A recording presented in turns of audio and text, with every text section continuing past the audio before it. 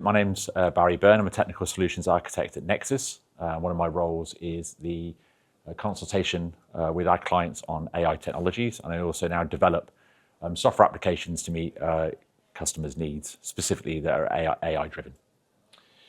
So what we're going to look at is AI reshaping the workforce and its cost base, where payroll gains and efficiencies can be made.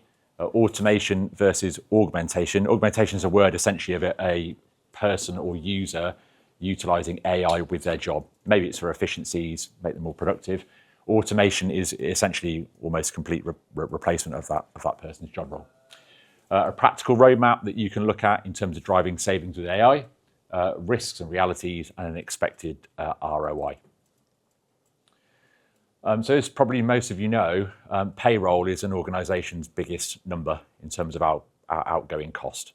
There's very, very few organizations that exceed that, with the exception of perhaps investment. But generally, particularly in the Southwest, payroll is your biggest bill.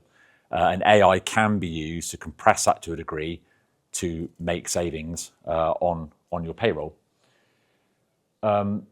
Many of these slides are going to be quite data-driven, and the reason why I've done that is to add some weight to the argument that I'm going to present around the way that I think AI may well go. So in 2026 already, this is of April this year, there's been 78,000 job losses that are attributed directly to AI. Most of those currently in the US, but we'll come on to what's going on in the UK in a couple of slides' time.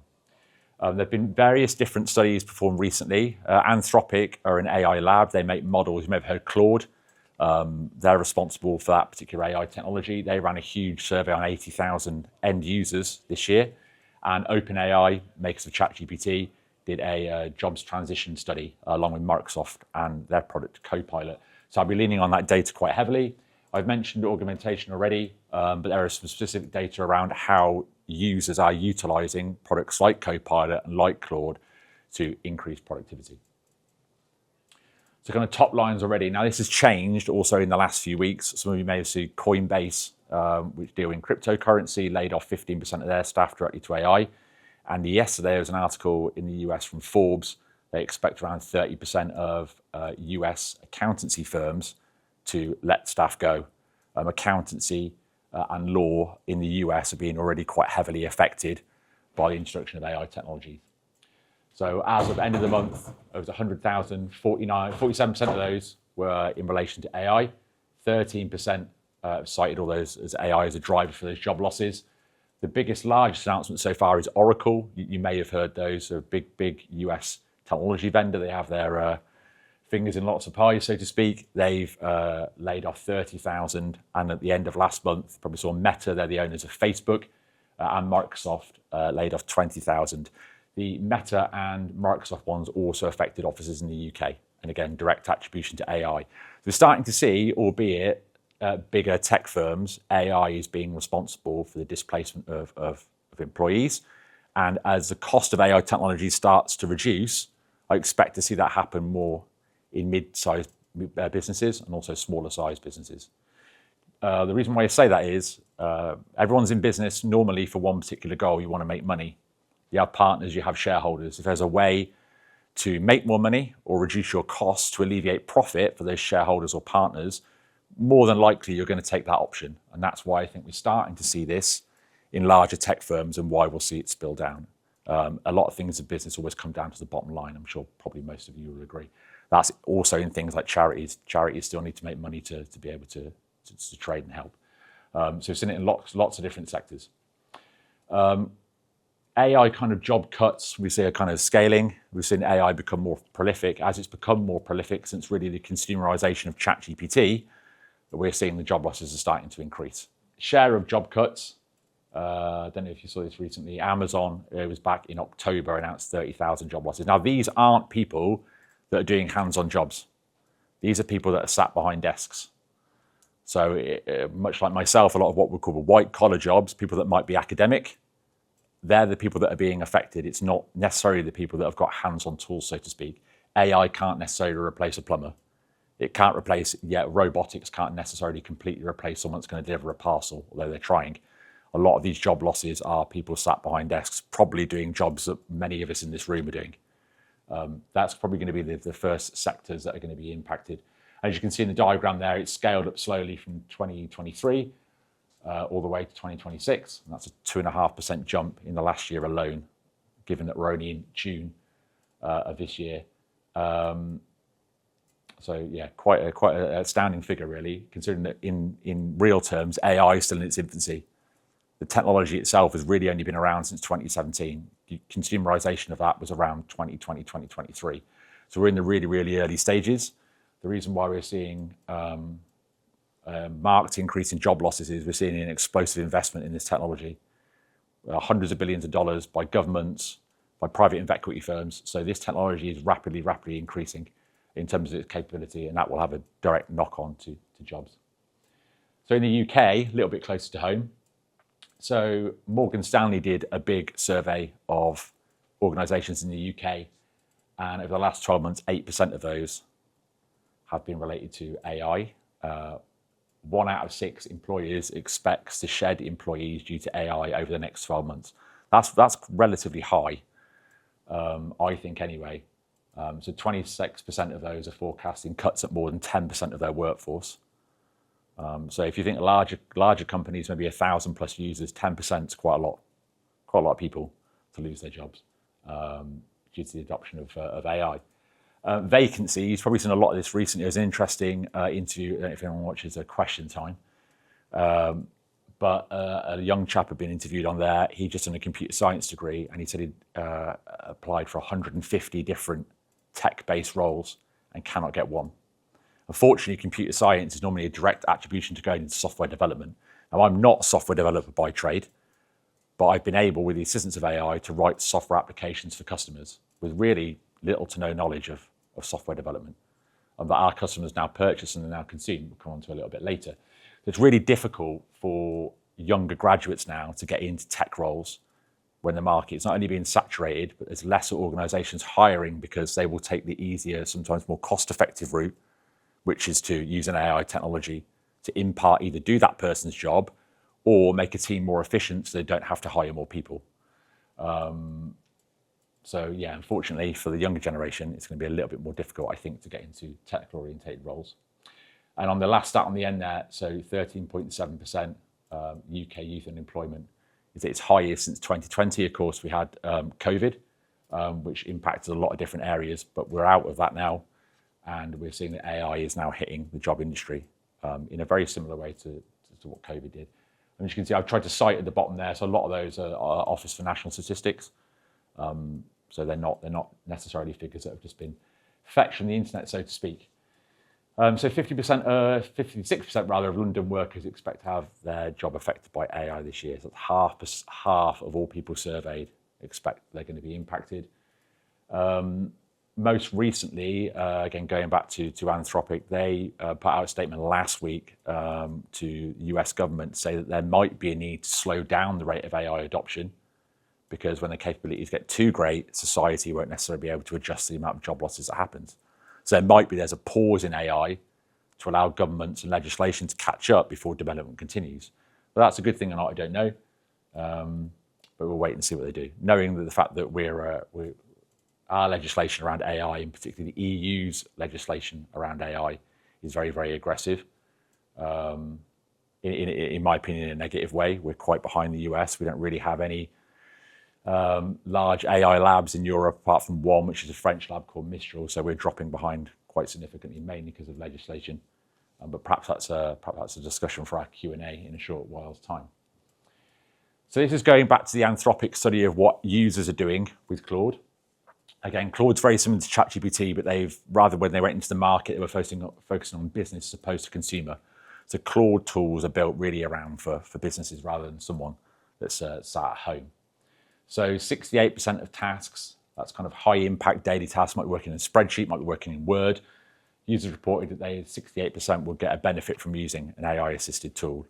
For those of you that use Copilot, I might give you a glimpse into what AI is like, but that's not the best AI-driven tool out there for business. It's the one that Microsoft push. It's not necessarily the best one on the market. That's just my opinion. There are better tools out there. They saw twice the amount of API automation. So that's APIs are used when you develop some software.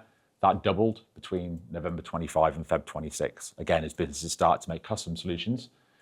50% of jobs have done quarter of a tasks in Claude. So 25% of someone's job role can be done simply by just using an AI tool. Anyone that's maybe writing tenders, I use it to review documents that I've written. You can use it to write emails. There's a whole load of stuff. If anyone lives in Excel, it's exceptionally good. Excel formulas now, or large Excel spreadsheets. And we already mentioned that in the 22 to 25-year-old bracket, this in this particular survey, hiring decisions in that age bracket have significantly declined. So again, younger generation at slightly more effect than an older person such as myself. So 1 out of 5 thought they were going to be economically displaced. Again, that's risk of losing their job. And 5.1, this is on a mean productivity rating out of 8. So they were substantially more productive. Can I just ask, how many people in this room use Copilot? Yeah. Have you used any other tools other than Copilot? You have. What tool have you used? Claude. Claude. Okay, so if you're using Copilot, then that's great if you want to do certain things, but they're often quite far behind what other vendors are offering. And Microsoft, they want to wrap you into the ecosystem. Great, they've got your data in Microsoft 365, X, Y, and Z. Doesn't automatically mean it's the best solution out there.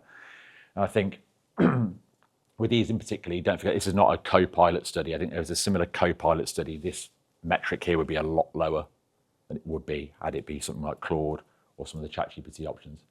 So yeah, just be mindful of the solutions that are out there, because they can be a lot more productive than what Copilot is. So 2 to 3 times more people said they were concerned by early career workers versus senior peers.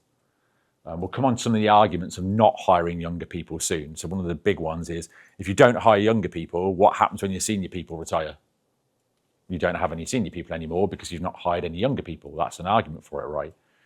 We'll come on to that shortly.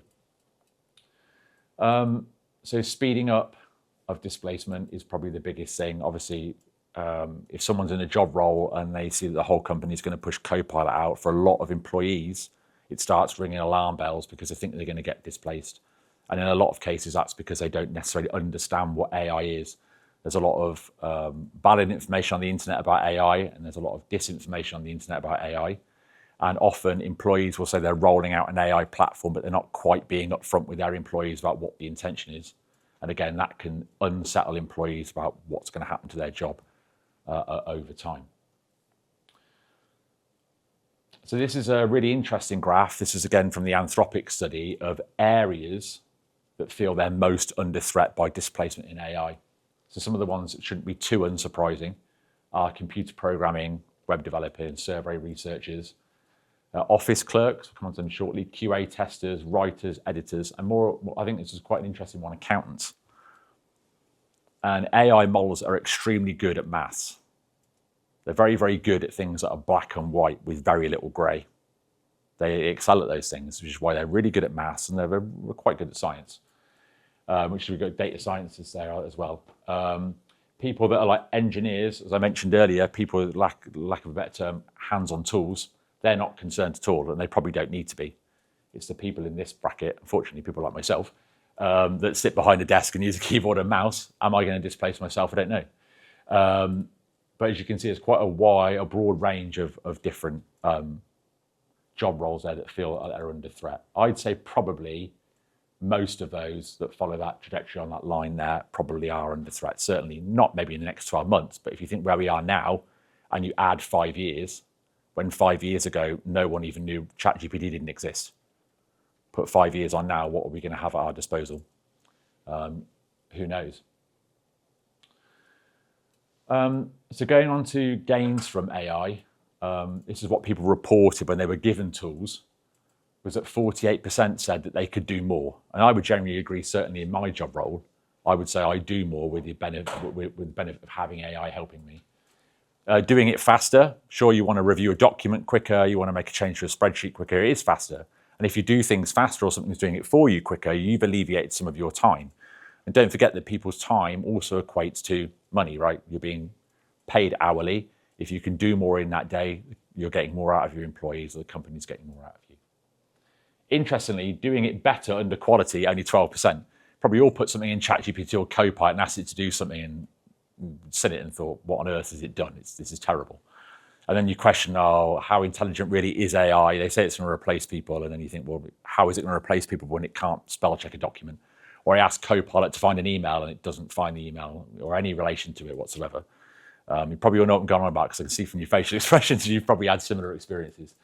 And then doing it cheaper cost. Right now, it's not very cheap. A Copilot license, for example, is very, very expensive. ChatGPT licenses are $20 per user per month, and it's the same for Claude. And then if you go into developing custom software that uses the API, you can spend thousands of dollars a month on a custom solution. So it's not particularly cheap, but it depends on how much of a benefit it is to your particular business. We'll come on to one of the solutions that we've made in a minute, and I'll explain where the cost justification will come in. So who can you replace with AI? Data entry keyers. They still exist out there where people have jobs that will take information in, maybe it's coming via a post or something along those lines, and their job, if they don't have the ability to OCR that document, i.e. put it through a scanner, is to take a document and type it in. There is zero need to have those people anymore because you can automate the entire process. You can feed it in via a scanner. AI models are extremely good with image recognition and OCR, and they can extract it out. In one of my previous presentations, a demonstration around tax documents and P60s. Can read them really, really easily, all the detail, all the information, send it off to HMRC. Very, very straightforward to do. Customer service reps, and that's mainly, in my opinion, people you would talk to over the phone. So we have an AI agent that we've made at Nexus. It's a voice service, and you can call it and you can have a completely natural conversation with it. One of our customers that's in commercial property letting have replaced all their receptionists across 4 different offices just for this one AI agent. And when you call it and you say, can you tell me about this property, it can instantly get everything about that property. I can ask it the square meterage of a room, if it was in a hotel, EPC rating, the let, who the agent is. That's something that a human can't give you in the click of their fingers. An AI agent can get that information very, very quickly. More practical or maybe identifiable solutions for customer service reps around voices. You've probably all heard of Starlink Internet. If you phone Starlink for customer service, you're not talking to a real person, you're talking to an AI agent. You've probably all heard of Klarna. They do payment system, maybe when you're buying clothes. You phone them, you're not talking to a human being, you're talking to an AI agent. So voice is very, very, I think, prolific in, again, larger tech around replacing customer service representatives. Bookkeeping clerks, again, very similar to the data entry keyers. Quite easy to replace, unfortunately. Software developers, this is under augment because they're more productive when they've got a tool they can talk to that helps them write code. It's very, very good at that. I think probably software developers will be completely replaced to a degree, or their role will change. There won't be a software developer. That'd be more of like an architect, so steering whatever AI agent they're talking to develop that solution, rather than, I don't know, someone in the back office just says, make me this application. We're probably 10 years away from that. It still needs steering. Financial analysts, again, AI is very, very good at doing financial analysis of markets, or if you feed documents into it, maybe about a company, it can analyze those really, really easy. And sales representatives, again, mainly voice. Outbound sales calls can completely automate that. You can link it into HubSpot or whatever platform you've got. So I think they're probably the top ones.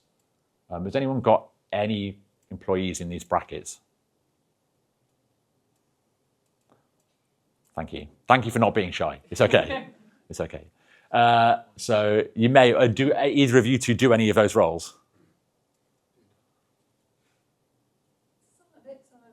Some of it. Do you agree with most of what I've said, or do you think that's probably it's pushing the boundaries of what AI could probably do? I'm interested about what you said about outbound AI calls. Yeah. And how that would be received by the receiver. Yeah, and that's an interesting one. I'll just go off a little on a tangent before I get into the next slide. But what we've found with our AI voice agent is some people will phone in and they're totally fine with talking to someone that is essentially fake. They're okay with that. Some people are absolutely not okay with that. And when we look in the transcriptions, they're just like human, human, human, human. So I want to talk to a human. And they'll go over it and then they hang up and then they phone back and they're just back in the agent. They're human, human, human. And it goes on and on and on. And eventually, the agent will say, well, I'll take your details and I'll put it through an email. This particular customer I referenced wanted zero interaction with their actual staff. So if it can't help you with the query, it will take your email details and it will go through to the relevant department and then you'll get a call back. I'd say they've had that probably for about 12 months. I'd say over time it's got more acceptable. I think initially there was a lot of, I don't want to talk to something that's a robot, but that's got better over time. I thought the outbound ones would be harder. The robot actually calling you using your basic voice. Yeah, and a lot of people assume that if they hear a robotic voice these days, it's some sort of scam, which is another hurdle to get over.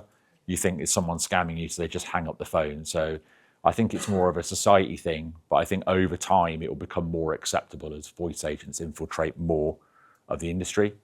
Yeah, I'm happy to have a chat with you after if you want any more information on that. So kind of two areas to where you can use AI. So automation I talked about before is complete replacement. We've already kind of mentioned some of the ones it touches on: data entry, financial analysis, bookkeeping. Those tasks can probably be completely replaced. Obviously, if you choose to get rid of someone entirely, that frees up more money or capital for your company because that role has been removed. The risk is, and we talked about it just a second ago, is brand exposure on customer-facing roles. So again, are customers happy speaking to an AI agent? Is that a risk to your company? Is it a reduction in service because you're getting rid of the human and replacing it with an AI agent, for example? The augmentation, I think this is probably where most companies are at. They're kind of trying to get their employees to work a bit more closely with AI, and so you can get benefits out of it. And yes, that can also lead to savings on payroll, because if you have a team of 3 people that are really stretched and you give them an AI tool and it makes them more efficient, you then don't need to hire that 4th person because you've made that team of 3 more efficient. I'd probably say that's where most businesses are currently. There are still a lot of businesses out there that are complete anti-AI, and I don't think that's necessarily a good thing, because you always have to remember what your competitors are doing. If you're dipping your toe in the water and you're being quite slow, the commercial property company you work with, they're ultra aggressive because they want to get a head start over their competitors in terms of the service that they offer. They also want to reduce their operating costs. So I think most people in the augmentation bracket currently, they're giving tools to their staff. But if I said to all of you, okay, I can give you this tool that will do the job of 70% of your workforce and it's half the cost, do you want to buy it from me right now or not? I hedge my bets at 99% of you in this room would snap my hand off, because at the end of the day, it's normally all about the bottom line if you work in a commercial company. So just going back to here in terms of savings, so customer service, that might be technical support, it might be inbound sales calls, it might be receptions. Generally get about 30 to 50% savings over a 6-month period. Sales operations and outreach, so it's like lead generation, outbound dialing services, campaign calls, things of that nature, 20 to 30% roughly over 6 months. Finance and accounting a little bit lower, 20 to 30%. Software engineering, I think it's kind of hard to put a number on that because it depends on how productive your engineers were initially. Marketing and content, there's a lot of automated tools now that will make TikToks. You've probably all seen the fake videos of, on the internet where you use video generation models. They're getting extremely good, and it's very, very difficult now to identify whether it's a real person or a fake person if they're using one of the kind of top tier models. The Google Gemini ones are really, really good. There's one by a Chinese company called DeepSeek that's very, very good. It's almost impossible to tell the difference. Legal and compliance review. So about a month ago, Anthropic released a legal plugin for Claude that they've done with work based on US essential solicitors, essentially. And so I'm very, very good at reviewing contracts and things of that nature. Again, could be used to speed up work as opposed to replace people. So lesser on the legal and compliance, but I think that will change over time. It was Claude that they'd use as a plugin for something called Claude Cowork. You've probably all heard of Copilot Cowork. Microsoft have an agreement with Anthropic, so a lot of things that appear in Claude appear in Copilot shortly after. There's a plugin for that for legal, which is very, very good. So how do you go about identifying where you can use AI or potential role placement in your organization?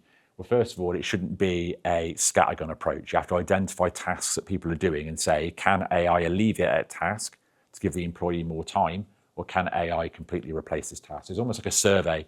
That's something that we do. We'll go out to customers and sit with someone in an organization, work out what they do, and then tell you how we think we can go about either aiding them or replacing that particular task. You have to pilot it, probably one in automation and one in augmentation to see what works the best, and then re-engineer that workflow. So if you can't really just drop AI into something that's been a process in your company for the last 10 years, you have to evaluate it and see where it's going to fit, and you have to adopt that AI technology and then kind of almost rewrite that process. And then redeploy. So if someone's time has been alleviated, you want to put that time into somewhere else. So you might want to move that staff member somewhere else, or you might want to get rid of that staff member altogether. There are a few things, or caution, should I say.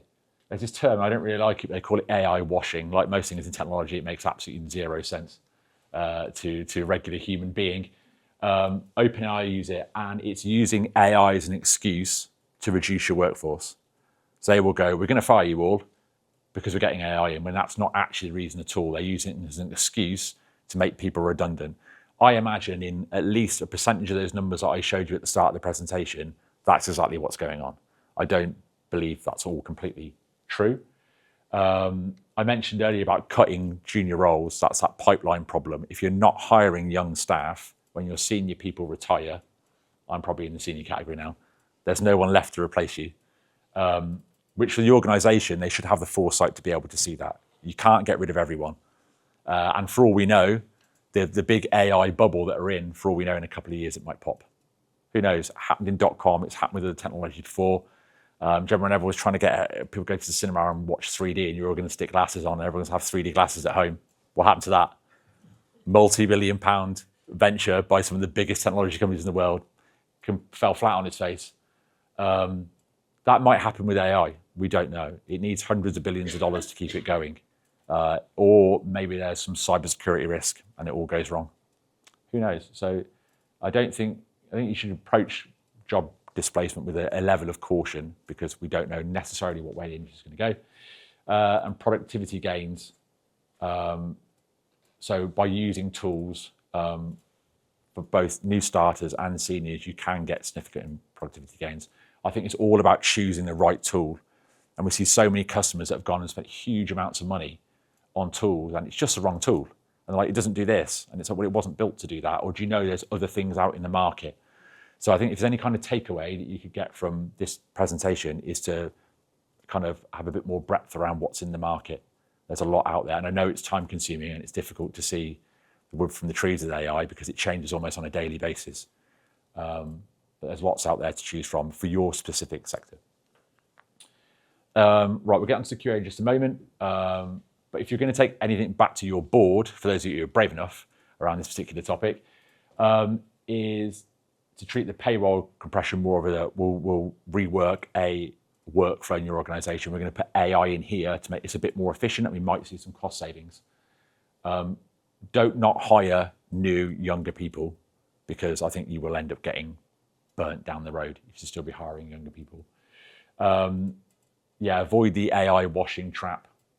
Don't fire people because you're going to use AI when you're not. It's probably not ethically a very good thing to do. But I mean, you can do it if you want.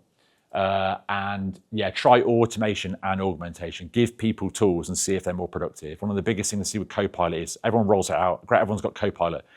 Go into the Office 365 dashboard and see how much it's being used. I think sometimes they're surprised. Starts really, really high, a couple of months, falls through the floor. And there's lots of different reasons why that happens. Could be the wrong tool, could be lack of training, could be people don't know what to use it for, other than asking, what's in my calendar today, when they could just click the calendar tab. A lot of confusion around where am I actually supposed to use this, what's the benefit. And then, just tracking what's going on in your organization around tool usage, expenditure, and whether trying to displace staff is the right thing to do. So on to Q&A. I appreciate I've put a lot of information out there in the last 30 minutes, ran slightly over. But does anyone have any questions or? Is there So I saw a story the other day about, I think it's Microsoft that's Yeah. stopping people from using, I think that's Claude, ironically. Stopping them using it internally. Yeah. So they're spending Yeah. more now on AI Yeah. than they are the people. Is there a danger that the whole AI thing is a bit of a, and I'm sobering about it, I'm not a detractor, but it's a bit of a lost leader in terms of getting everybody's foot in the door. Yeah. Everybody then fires everybody, and then all of these AI companies say now it's going to cost you an arm and a leg to use our tool. And Yes. the cost to bring people back in, and going back to what the guy said before about education. Yeah. Is there a danger there of a kind of? I think there is, and I'll give you an example that I've had. So when I started in software development with AI, I was using a Microsoft application called Visual Studio Code. It's a development piece of software, and it had GitHub Copilot. It's a really attractive price. It's $40 a month, and I could send 1,500 requests. Actually, do 1,500 tasks. This is great, building loads of stuff. It's costing Nexus $40 a month. So last month, they decided after they've got 2.5 million subscribers on this platform, actually, this isn't cost sustainable for us anymore, so we're going to change the pricing model. So it gave me a little usage graph. If you spend $40 now, based on your monthly usage, it's going to cost you $584 next month. And that's one of the examples where I think they're going to suck everyone in, and then they do what they call the rug pull, and that's it. They've kind of trapped you in that ecosystem, and your costs have then gone up. The other thing that could potentially happen is people talk about AI intelligence getting cheaper. That's to a degree. So when you look at the more intelligent models coming out, so hopefully there's a new Claude one today called Mythos that's going to come out. This is a bit more technical, so apologies for people that are not technical in the room. Per 1 million tokens in, it's $25 in, it's $150 out. So you could spend $1,000 in like 10 minutes. So the intelligence has gone up, but the cost has gone up. But they keep telling us the intelligence will go up and the cost will come down. But you have to remember these AI labs are getting billions of dollars in investment. They need to say things to distill confidence in their investors and keep getting more investment. So I think that definitely is a risk. I think that's why you do need to approach things to a certain degree with caution. It's hard to see that maybe happening in Microsoft just because their pockets are so deep. But again, in my opinion, I don't think their tools are the best. I think they've got a lot of catching up to do. I think Claude and ChatGPT are probably, or OpenAI rather, are the leaders currently. And Microsoft only last week at their Build conference brought their own model out. And it's just nowhere near on benchmarks what the others can do. So they've got years probably of catching up to do.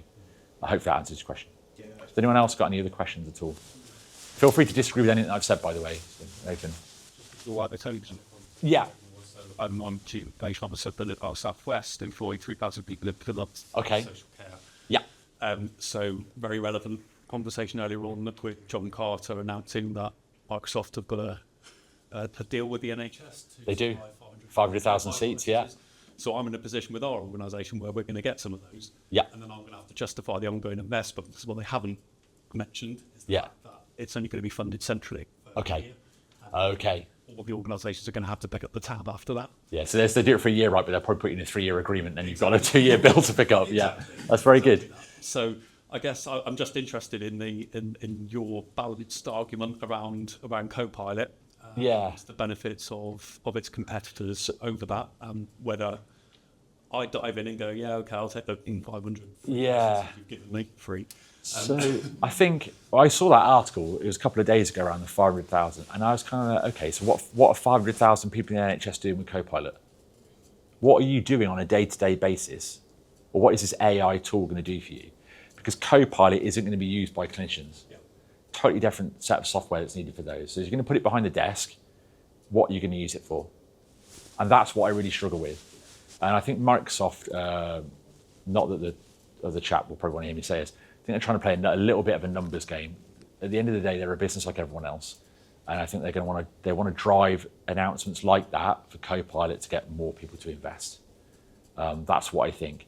I think if you were going to take that opportunity, I'd spend some time evaluating where it would fit best in your business and what people are going to get out of it. Only because, as mentioned before, when people say there's 500,000 Copilot licenses to the NHS, people will immediately think, is that going to affect my job? And what you probably don't want to do is almost like rock the boat with your staff. And it would need to be put in a way where this is going to be really beneficial, because we know you do loads of laborious stuff in board reports or something of that nature. And it will give you benefits here. One of the things, not a Copilot, but you've mostly probably seen Teams meeting transcriptions. My wife works in NHS and she thinks that's amazing. It's not a Copilot feature, but it's helped to do a job. But it's finding what in Copilot will work. So I would. Because that's exactly where we're at. Yeah, I would have. This targeted piece of work with the roles. That's what I think you should do. Yeah, it's definitely worth the time investment to say, is this going to fit? And if it's not, I think, although someone probably say you might be brave doing this, I would say don't go for that. We need to find something that fits our organisation better. Yeah. And I work for a Microsoft partner, and I don't go out advocating Copilot. In fact, most people that know me would say I'm anti-Copilot because I think it's about getting them. It's for me. It's about the best solution for the customer, not what makes someone more margin. That's irrespective. I don't care about that. It's about what fits best for the customer. And I think that's the approach every organisation should take. You should evaluate everything in the market. Microsoft got an amazing marketing budget. You can watch Sky Sports now and see a Copilot banner in the bottom. Billboard when you drive past, you go to a service station using the loo, it's right in front of you. All that kind of stuff. They're doing that to drive that product because they're a business. Doesn't mean that's the right product for your business, if that makes sense. I hope that helps you. Yeah, great. Thank you. Any other questions? Hello. You already have like the Microsoft environment. Yeah. All the other things. Yeah. Do the others integrate as well, or are you kind of stuck then? They do, and I think that's one of the strongholds Microsoft do have because everyone's invested in Office 365 and Azure and things of that nature, and they see that as a logical tool to add. And in some ways it is. It's very, very good at searching SharePoint. If anyone's ever used SharePoint, you'll know that, I don't know why, but it's still a pain to use or find anything. Copilot's quite good at that. But Claude, for example, they have plugins for Office, ChatGPT do as well. So when you open up Word, you have a bar on the right-hand side. You can ask it to compose a document or edit a document. It's very, very good at it. I'd say much more proficient than Copilot. It's not to say that Copilot won't catch up. It may well, but at the moment, yes, I think the other vendors have better tools that link in with Office. The good thing at the moment is it's not expensive to try. You can buy a ChatGPT or a Claude plan for $20 for a month and give it a whiz. If you, I'm probably sounding like I'm too negative on Copilot, but if you buy a Copilot license now, you've got to do an annual commit, which is going to cost you £250 for a license, or something there or thereabouts. So it's cheaper to dabble and then commit than go all in on something that you're locked into for a while. Do you think we'll return to on-prem in terms of obviously everyone's gone on-premise to cloud and now everything's going to get super expensive? Do you think we'll see local models, open source models? I think so. There are some use cases where people are running like A100s and A200s. They're graphics cards that you can put into servers where you can run open source models. I think the problem with the open source model at the moment is they're just not as intelligent as the closed source ones. But I think it will come if you've got quite a basic requirement and you want to spend 20 grand on a server and that's it, you're running it in-house. I think that's possible. And there's also the concerns of where's my data going when I give it to a vendor, which is a big concern. A lot of people don't know if you buy an individual chat GPT plan, it doesn't conform to any GDPR standards that we need to. And people are chucking spreadsheets in there with names, dates of birth and all sorts of stuff. That's a whole different conversation of people doing that in companies, but you'd be surprised how prolific that is. People have got their own individual subscription and they're sticking sensitive data in there. That's another reason why I think it might come on-prem, but I think costs of hardware need to come down because, RAM prices and stuff are through the roof at the moment. Just the biggest bug for Copilot for us really is we don't have to do the whole compliance and security thing all over again. That's it. Platform. Like the lady in the corner said, that you're in that ecosystem, right? So if you buy an iPhone, you're probably going to buy AirPods, you might buy Apple TV or whatever, you're kind of locked in. It's a similar thing. So there is that balancing act of, do I go and try different vendors, but I've got to go through a compliance exercise, or do I just stick with Copilot? It's a difficult decision to make. Any other questions at all? No? Oh, you do? No? No? Okay. I think that's, unless anyone else has anything to add, say thank you for coming to the talk. Really appreciate it. There are all the citations that I used for today. I'm sure if anyone wants a copy of the slides, you can get in touch with Nexus and we can supply them for you. And then if you would like a comprehensive technology review, you can do so. You can scan the QR code there and register, and we can get in touch. It covers AI, but it also covers other things, cybersecurity, business continuity gaps. If you need any other information, there's also the leaflets are on the table there for you. You're welcome to take one away. Kind of gives you a bit of a broad overview of what Nexus do as an organisation and how we can help. and I wish you a good rest of your day. Thank you very much.